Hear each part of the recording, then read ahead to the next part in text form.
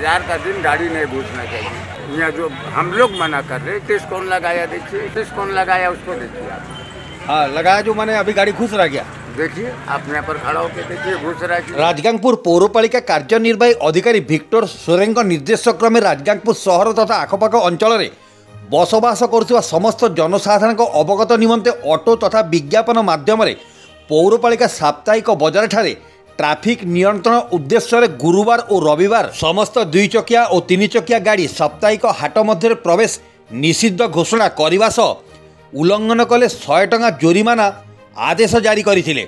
मात्र किछि अलसिया प्रकृतिर जनसाधारण निजर 2 चकिया गाड़ी नहीं आज गुरुवार बजार मध्य प्रवेश करी ट्राफिक नियम सह यातायात घोर असुविधा सृष्टि करुवा स्थानीय व्यवसायी अभियोग करिया परे पौरपालिका कार्यनिर्वाही अधिकारी विक्टर सोरेंग विभागीय अधिकारी ढिला बाबू को यथाशीघ्र नियम उल्लंघन गाड़ी चालकों ठारू जोरिमाना वसूली पाई निर्देश प्रदान करथिले।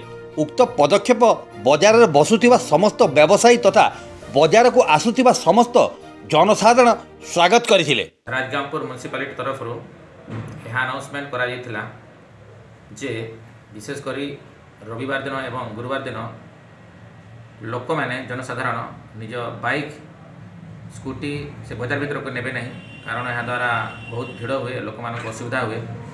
सेटा आम ऑटो जोगे माइक जोगे अनाउंसमेंट कर देछु, पुणी आम 2-3टा नोटिस बोर्ड लगेछु जो द्वारा लोक मैंने जानवे एवं विशेषकर बजार दिन निजर बाइक और स्कूटी भीतर को नेबे नहीं। प्रवेश कराते 100 टंका लेखा फाइन करा समस्त सचेतन जना।